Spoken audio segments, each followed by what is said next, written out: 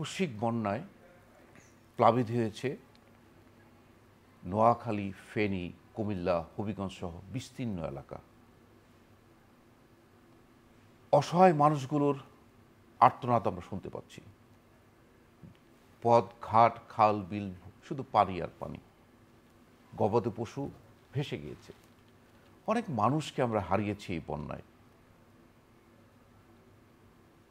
আমরা গভীর সমবেদনা জানাই এইসব বন্যাপীড়িত মানুষদের জন্য। আসুন আমরা যারা আছি সবাই একটু সচেতন হই। চলুন না আমরা এই বন্যার্তদের পাশে দাঁড়াই। যার যা আছে সেগুলো নিয়ে চলুন আমরাও এই বন্যাদের পাশে থাকতে চাই, তাদের পাশে থেকে তাদের সাহায্য করতে চাই। প্রিয় দর্শক, আপনাদের সবাইকে আমন্ত্রণ জানাচ্ছি গ্রিন ভিউ ক্লিনিক টেলিপ্রেসক্রিপশনের আজকের আয়োজনে। আজকে আমরা কথা বলবো বন্যাপীড়িত এলাকায় যে গর্ভবতী মারা আছে তাদের চিকিৎসা ব্যবস্থাটা কী হওয়া উচিত সেই বিষয়টি আমরা জানবো। আমাদের সাথে আছেন প্রফেসর ডাক্তার লাইলা আরজুমান বানু, তিনি চিফ কনসালটেন্ট ল্যাবেড স্পেশালাইজড হাসপাতাল, ঢাকা। ম্যাডাম, আপনাকে স্বাগত আমাদের স্টুডিওতে। ধন্যবাদ, শুভ সকাল।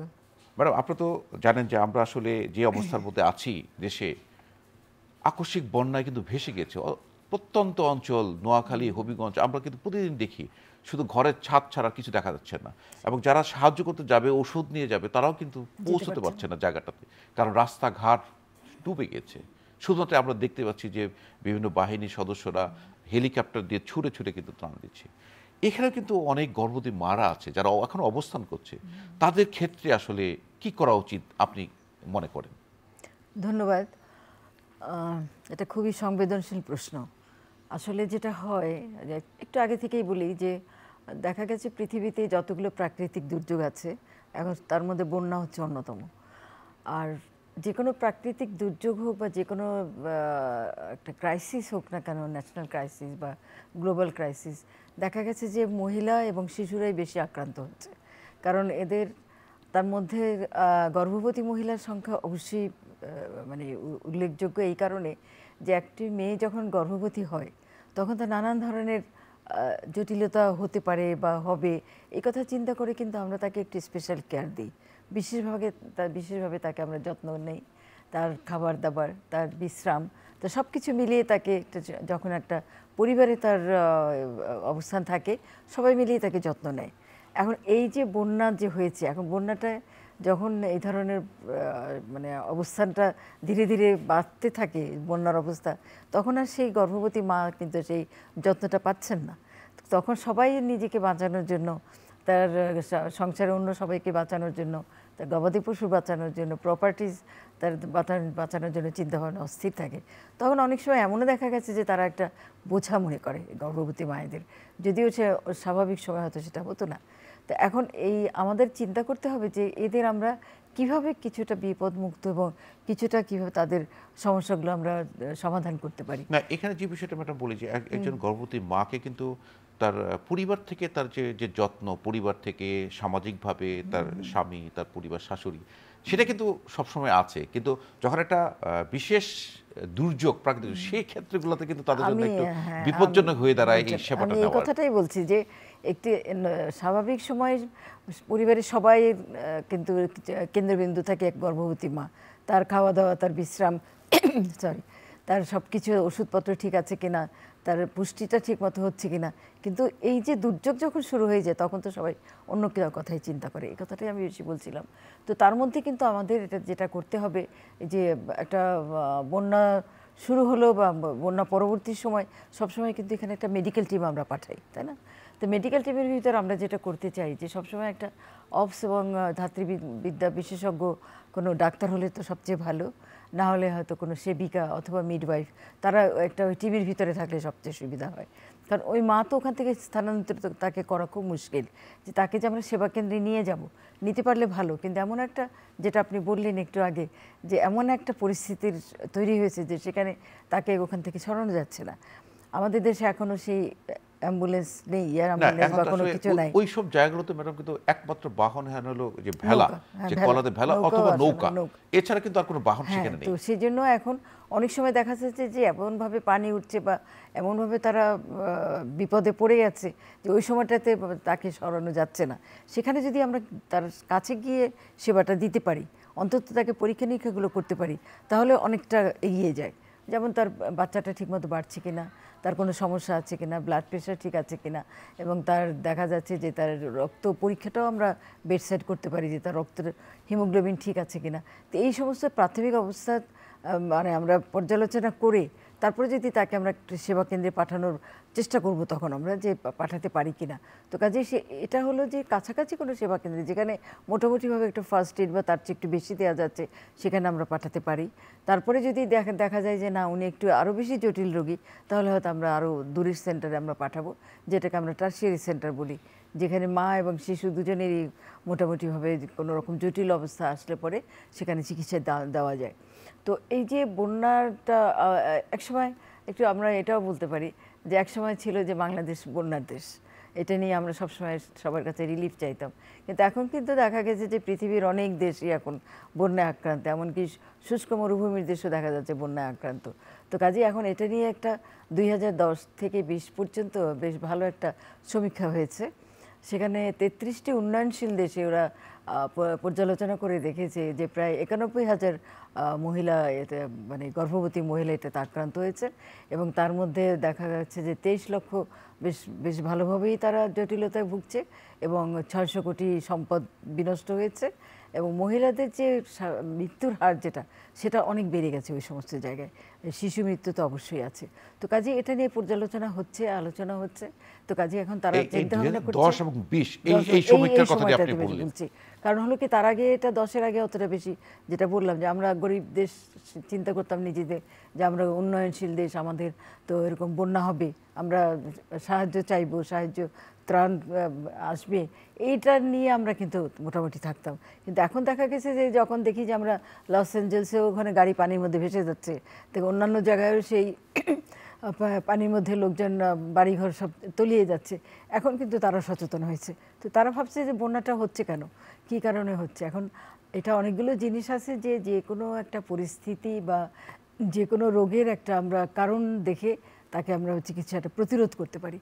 কিন্তু বন্যার তো কোনো কারণ পারবো না, আমরা তাকে বলতে পারবো না যে না বন্যা তুমি এসো না, বরং নতুন নতুন নামে বন্যা আসছে, দুর্যোগ নতুন নতুন নামে আসে। তো কাজে তাকে মোকাবেলা করা এবং সঠিকভাবে মোকাবেলা করাটাই হচ্ছে এখন আমাদের না, আপনি উদ্দেশ্য। এই কথাটা ঠিকই বলছেন যে আসলে বাংলাদেশের মানুষ কিন্তু প্রাকৃতিক দুর্যোগের সাথে বসবাস করা মানুষ। আমরা কিন্তু প্রাকৃতিক দুর্যোগের সাথে যুদ্ধ করেই আমরা এগিয়ে যাচ্ছি। বন্যা কিন্তু আমরা জানি আসে সবসময়, কিন্তু আকস্মিক বন্যায় কিন্তু যেটা প্রস্তুতি ছিল না, মানে আপনার রাতেই যে মানুষ ডুবে যাবে, সে আমরা তো জানি যে বন্যা আসছে, বাঁধ ভেঙে যাচ্ছে, বা তার একটা প্রস্তুতি থাকে, তো সেই প্রস্তুতি কিন্তু আমাদের ছিল না, যে কারণেই আমাদের এই বিপদে পড়ার কথা, যেটা হঠাৎ করেই বন্যাটা আসছে। তো সেক্ষেত্রে আমরা যেটা বলছিলাম যে গর্ভবতী মহিলারা, যে আপনি বলছেন যে তাদের ক্ষেত্রে আসলে তাদের ওইখানে একজন মেডিকেল টিমে একজন গাইনি স্পেশালিস্ট থাকলে ভালো, যাতে করে তার সে এখানে সেবা দিতে পারে। আমরা ম্যাডাম যারা অবস্থান করছে এই বন্যা কবলিত এলাকায়, যে গর্ভবতী মারা, তাদের কি কি জটিলতা হলে, কি সমস্যা হলে তাদের ইমিডিয়েট একটা ব্যবস্থা নেওয়া উচিত, তাদের জানা যেটাকে আমরা উচিত, সেই এভাকুয়েশন বিষয়টা বলি বলতে আর কি। চাচ্ছি। হ্যাঁ, মানে সেটাই হলো কথা যে বন্যা কিন্তু প্রত্যেক বছরই হতো, আমরা ছোটবেলা থেকেই দেখেছি। কিন্তু আমরা শুনতাম যে 3 বছর 4 বছর পরে বন্যাটা একটু ভয়াবহ আকারে হয়। 70 সালের বন্যা, তখন আমরা মেডিকেল কলেজে পড়ি, কি ভয়াবহ বন্যা মনে আছে। আমরা মানে যারা যেতে পেরেছে তারা তো গেছে, নদীতে শুধু লাশ ভাসছিল, অনেক লোক মারা গেছে। তো এগুলো আছে। এর আগেও আরেকবার বোধহয় 65 না 66-তে বন্যা হয়েছিল। তো তখন তো কোনো রকমই মানে প্রস্তুতি ছিল না। এখন অবশ্য আমাদের আবহাওয়া দপ্তরও অনেকটা আধুনিক হয়েছে, আগে থেকে বলা যায় যে হ্যাঁ বন্যা হতে পারে, বন্যা হচ্ছে, আশঙ্কা আছে। তারপরে আমরা নানান ধরনের বন্যা দুর্গতদের জন্য বা বন্যার যেটা বলি যে আশ্রয় কেন্দ্র, সে আশ্রয় কেন্দ্র এখন গ্রামে গেলে পরে দেখা যায় যে আশ্রয় কেন্দ্রগুলো দাঁড়িয়ে আছে। তো এগুলিকে আসলে আরও সুযোগ সুবিধা বাড়াতে হবে। এবং আমরা যখন গর্ভবতী মায়েদের নিয়ে, আমি মনে করি যে আজকে আমরা শুধু এইখানটাই থাকি, কারণ অন্যান্যগুলো সবাই আলোচনা করবে। তো গর্ভবতী মহিলাদের নিয়ে আমাদের যেটা বেশি সমস্যা, যেখানে দুটো প্রাণের ব্যাপার, মায়ের প্রাণ এবং শিশুর প্রাণ। কাজে এখানে যদি তার ঠিকমতো পুষ্টি না হয়, শিশুতে কম ওজনের শিশু হবে, সময়ের আগে তার ডেলিভারি হয়ে যাবে। দেখা গেল যে অনেক সময় গর্ভপাত হয়ে সংখ্যা অনেক বেড়ে গেছে এবং অনেক সময় পেটের মধ্যে বাচ্চাটা মারা যায়। তো এই ধরনের জটিলতা যখন শুরু হয়, যেমন তার ব্লাড প্রেশারটা কন্ট্রোল হচ্ছে না, তার খাবার দাবার একেবারেই ঠিকমতো যেটা খাবার দরকার সেটা হচ্ছে না, রক্তশূন্যতা এমনিতেই আমাদের দেশে মেয়েদের বেশি। তো সেখানে আমরা মনে করি যে তাকে আমরা সেবাটা একটাকে স্বাস্থ্যকেন্দ্রে নিয়ে গিয়ে দেওয়াটা ভালো। আপনাকে যেটা আমি বলছিলাম, যেটা আমি আজকাল প্রায়ই বলে থাকি, আমার মনে হয় যে আমাদের দেশের অবস্থা কিন্তু এখন আগের চেয়ে অনেক ভালো। আমরা কিন্তু এয়ার অ্যাম্বুলেন্স বা এটা কিন্তু আমরা একটা মেডিকেল মানে যেটা হেলিকপ্টারে যেটা ইভাকুয়েট করা, সেটা কিন্তু আমরা ইচ্ছা করলেই করতে পারি, একটু বেশি খরচ, কিন্তু এটা যদি আমরা সরকারের অন্য ফান্ড থেকে কিছুটা ফান্ড পাই, আমরা করতে পারি, অনেক রোগীর কিন্তু প্রাণ বেঁচে যাবে। দেখা গেল যে হঠাৎ করে ডেলিভারি শুরু হয়েছে, ওখানে প্রচুর রক্ত যাচ্ছে, সেই রোগীকে কিন্তু আর হাসপাতালে এনে বাঁচানো যাচ্ছে না রক্তের অভাবে। তো কাজেই এইটা এই সমস্ত কারণের জন্য কিন্তু এয়ার অ্যাম্বুলেন্স অত্যন্ত জরুরি। এবং অনেক লোক তো আজকাল দেখা যাচ্ছে যে সে বিয়ে করতে মানে হেলিকপ্টার নিয়ে যাচ্ছে। তো এই সমস্ত অনেক ধনী ব্যক্তি আছেন যাদের কাছে আমরা অ্যাপ্রোচ করলে হয়তো বা তারাও কেউ ডোনেট করতে পারে। আমাদের সরকার যেটা পারেন তো পারে, কিন্তু সব কিছু তো সরকার করে দিবে না। আমাদের কিন্তু আমরা দেখছি যে এই যে বন্যপ্রবণ এলাকায় আমরা সেনাবাহিনী হেলিকপ্টার দেখছি, আমরা কিন্তু বিমান বাহিনী হেলিকপ্টার দেখছি, তারা কিন্তু হেলিকপ্টার থেকে অনেক মানুষকে উদ্ধার করছে এবং তারা ত্রাণও দিচ্ছে, সাহায্য দিচ্ছে। এটা কিন্তু সরকারি উদ্যোগ। কিন্তু আপনি যেটা বলছেন যে ব্যক্তি উদ্যোগে কিন্তু এটা করা সম্ভব হয়, যে রোগীদেরকে যেন নেওয়া, যে একটা গর্ভবতী মহিলা তার ব্লিডিং হচ্ছে তাকে হসপিটালে ট্রান্সফার করা, সেই ক্ষেত্রগুলোতে এটা জরুরি অবস্থা, এটা ব্যবহার করা উচিত বলে আপনি মনে করছেন? আমি মনে করি যে এটা এখন আমাদের একটা নীতিমালার মধ্যে চলে আসা উচিত। যেমন পার্সোনালি আমি আমার ছোট বোনকে আমার গ্রামের বাড়ি থেকে হেলিকপ্টারে মাত্র 40 মিনিটে ঢাকায় নিয়ে চলে আসছে ল্যাবেডে। তো কাজে এই সুযোগটা কিন্তু আমাদের আছে, কিন্তু এটাকে একটু অন্যভাবে, মানে একটা গরিব রোগীদের যাতে এটা কাজে লাগে, সেটা যদি আমরা একটু চেষ্টা করতে পারি তাহলে অনেক রোগী কিন্তু বেঁচে যায়। সেছাড়াও যেমন ডেলিভারি না হওয়ার আগেই যে গর্ভপাতে অনেক রোগী মারা যায়, ইনফেকশন হয়। মানে যদি ঠিকঠাক মতো তাকে আমরা চিকিৎসাটা না দিতে পারি, তার যদি আমরা মনে করি মানে তার ঠিকমতো ওষুধপত্র দেওয়া, তাকে প্রয়োজনে তার যত্ন না দিতে পারি, তাহলে যেটা হয় যে জটিলতাগুলো দেখা যায়, সেই জটিলতাগুলো কিন্তু পরবর্তীকালে অনেক বড় হয়ে দেখা যায়। যেমন আপনারা ভালো করেই জানেন যে ঠিকমতো যদি প্রসব না হয়, তাহলে যেটা ফিস্টুলা তৈরি হয়, সারাক্ষণ পেশাব ঝরে, সেটা একটা সমস্যা। তার সারা জীবনের জন্য দেখা যায় যে তলপেটে একটা ব্যথা, নানান ধরনের অসুখ ওই সময় থেকে তৈরি হয়ে যায়। গর্ভকালীন অবস্থা থেকে কিন্তু অনেক রকমের অসুখ তৈরি। তার একটা ব্লাড প্রেশার ছিল, সেখান থেকে এক্লাম্পসিয়া হচ্ছে, প্রি এক্লাম্পসিয়া হচ্ছে। আরেকটা যেটা খুব মারাত্মক একটা অসুখ হয়, সেটা পানিবাহিত রোগ, সেটা হচ্ছে জন্ডিস, হেপাটাইটিস বি, এগুলো জন্ডিস। তো পানিবাহীর মধ্যে এটা আমাদের খুব বেশি খেয়াল রাখতে হবে। এবং জন্ডিসের যদি একবার গর্ভবতী মায়ের আক্রান্ত হয়, সেই মাকে বাঁচানো কিন্তু খুবই মুশকিল। তাকে যত তাড়াতাড়ি পারা যায় তাকে আমাদের ইভাকুয়েট করতে হবে, তাকে সেবা কেন্দ্রে নিয়ে আসতে হবে। তো এই সমস্ত কারণে কিন্তু আমাদের যেটা বলি যে যত কিছু আমরা করি না কেন, তার মাঝখানে যদি গর্ভবতী মহিলা এবং শিশু যারা থাকেন তাদের জন্য কিন্তু আমাদের স্পেশাল একটা কেয়ার নিতে হবে, যত্ন নিতে হবে। আমাদের এখন আমরা বাংলাদেশের মানুষ কিন্তু একটু অন্যরকম। আমরা কিন্তু যে কোনো দুর্যোগে একজন আরেকজনের বিপদে ঝাঁপিয়ে পড়ি, তখন আমরা নিজেদের কথা চিন্তা করি না। এমনও দেখেছি যে একজন ত্রাণ কাজ করতে গিয়ে সে নিজেও মারা গেছে, এরকম আমরা করি। হ্যাঁ, তো কাজে আমরা কিন্তু অনেক কিছু করতে পারি।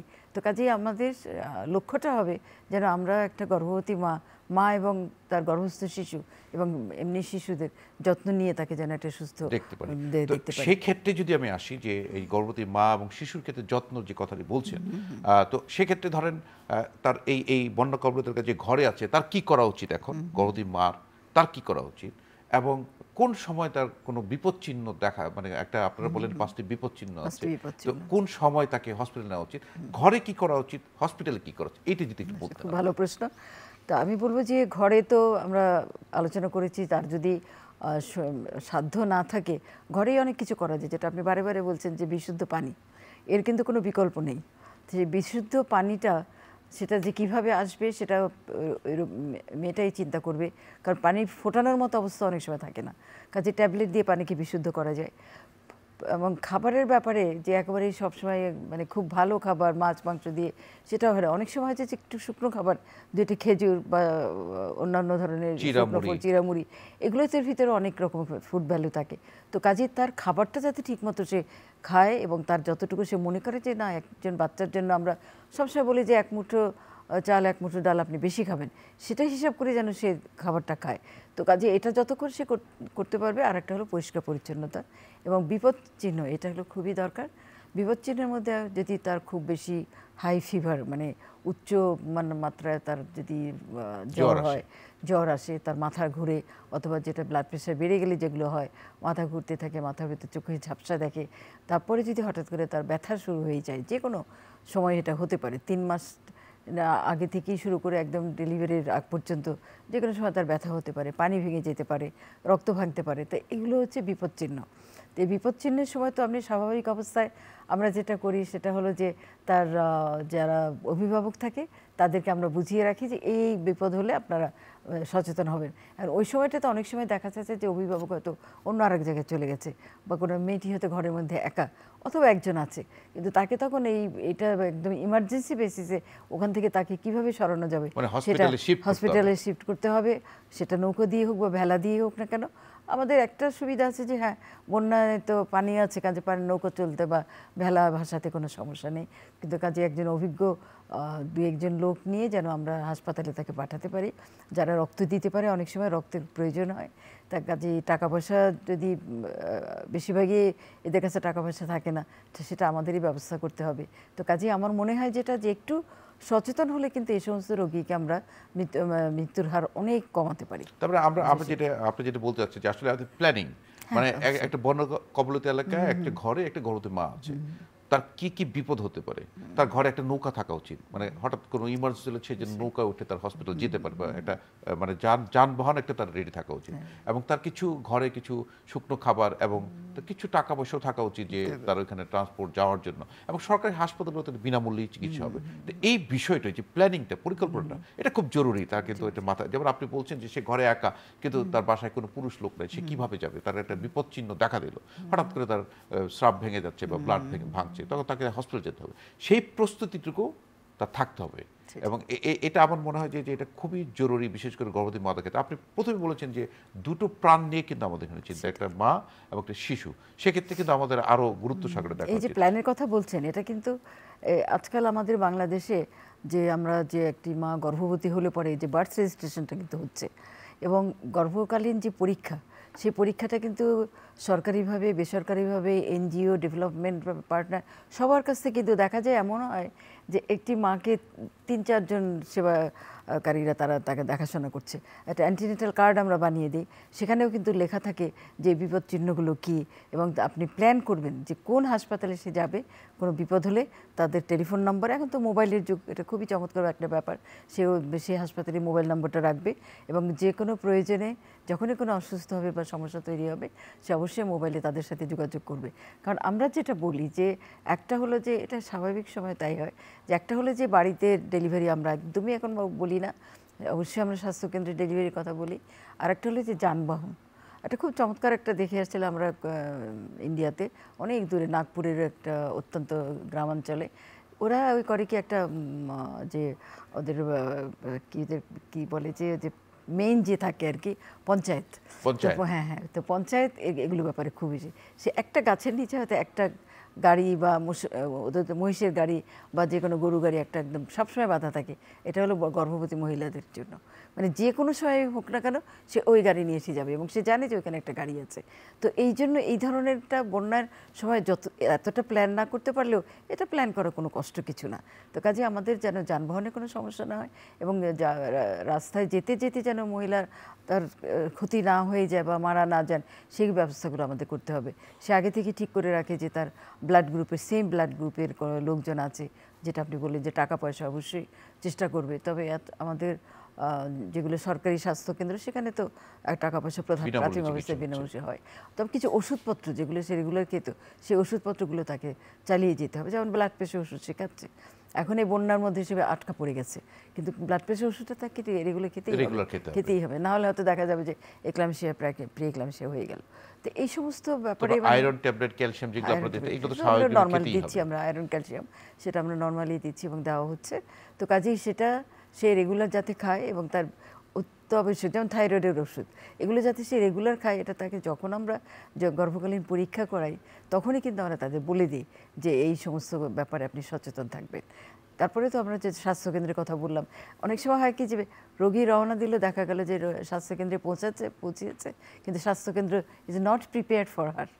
তো এই জিনিসটা যাতে না হয়, আমরা যেটাকে বলি যে প্রিপারেশন, যে তাকেও জানতে হবে যে আমার কাছে একটা রোগী আসতেছে, সেই রোগীকে আমি অমুক রোগী আসছি ইমার্জেন্সি, আমার দরকার হলে ওটি রেডি থাকবে, দরকার হলে সবাই ওখানে মানে গাইনোকোলজিস্ট বা অবস্টেটিশিয়ান এবং অজ্ঞানবিদ সবাইকে ডেকে একদম রেডি থাকতে হবে যে তাকে যে কোনো সেবা দিতে আমরা প্রস্তুত। না, সেটা তো যোগাযোগ আপনাদের বলছেন যে আপনাদের কার্ডেই সব লিখে দিচ্ছেন যে লিখে তারা দিচ্ছি, প্ল্যান কিন্তু ওই কোথায় যাবে সময়টাতে এবং যাবে, কিন্তু অনেক সময় দেখা গেছে যে মানে রোগী হঠাৎ গেল জানিয়েছে তাৎক্ষণিকভাবে হয়তো কোনো কারণে এবং সেই কারণে কিন্তু অনেক রোগী মারা যায়, যে গিয়ে বসে আছে ঘন্টার পর ঘন্টা, কেউ নাই। তো এটা যাতে না হয় আর কি। জি ম্যাডাম, আরেকটি প্রশ্ন আপনাকে বলতে চাই যে আসলে গর্ভবতী মারা হঠাৎ করে তার ডেলিভারি, প্রসব বেদনা শুরু হয়েছে ঘরেই, তার বন্য কপলতা সে যেতে পারছে না, তখন কোনো স্পেশাল দায়ী যারা আপনারা বিভিন্ন সময় ট্রেনিং দিয়ে অনেক স্পেশাল বার্থ অ্যাটেন্ডেন্ট বলা হয় আপনাদেরকে, তারা তখন কি এই ডেলিভারিটা করাতে পারে কিনা, বা করলে সেক্ষেত্রে কি করা উচিত? বিশেষ করে যে আপনারা বলেন নাভি কাটার সময়টাতে কি ব্যবহার করেছে, কিভাবে আপনার এটা করা উচিত যাতে বন্য কপলতা সে যেতে পারছে না? হ্যাঁ, এটা একটা বেশ মানে বলবো যে প্রয়োজনীয় প্রশ্ন আপনি করেছেন। কারণ হলো কি, একটা সময় আমরা কিন্তু দেখতাম যে সেন্টারে সব ডেলিভারি করানো সম্ভব না। তো আমরা ওই যে ঘরে যাতে ডেলিভারি নিরাপদ প্রসব হয়, সেজন্য আমরা ট্রেনিং দিয়েছিলাম অনেককে, তাদের আমরা বলি ট্র্যাডিশনাল বার্থ অ্যাটেন্ডেন্ট, টিবিএ অথবা এসবিএ, স্কিল বার্থ অ্যাটেন্ডেন্ট। কিন্তু দেখা গেল যে এইসব ক্ষেত্রে ঠিক যতটুকু সার্ভিস দেওয়ার কথা সেটুকু সার্ভিস সে দিতে পারছে না। তো ওরা দিতে পারছে না, এবং অনেক সময় অনেক জায়গায় মিসহ্যাপ হয়। কেউ কেউ আছে নিজেরা প্রাইভেট প্র্যাকটিস করা শুরু করলো, যার জন্য আমরা এখন বলি যে আমাদের মাতৃমৃত্যু কমানো যাচ্ছিল না। কিন্তু যখন আমরা ইনস্টিটিউশনে ডেলিভারি করালাম, তখন কিন্তু এটা মাতৃমৃত্যু অনেক কমে যাচ্ছে আস্তে আস্তে। আর যদি কোনো কারণে, যেমন আসলে যেটা বললেন যে তার যানবাহন নাই, তার নৌকা নেই, কোনো কিছু নেই, লোকজন নেই, তার ডেলিভারি পেন শুরু হয়ে গেল, সেখানে যদি ওরকম ট্র্যাডিশনাল বার্থ অ্যাটেন্ডেন্ট থাকে, আমাদের গ্রামে কিন্তু অনেক সময় নানি দাদিরাও এ ব্যাপারে অনেক মানে এক্সপেরিয়েন্স থাকে, তাও করে ফেলতে পারে, অনেক অভিজ্ঞ থাকে।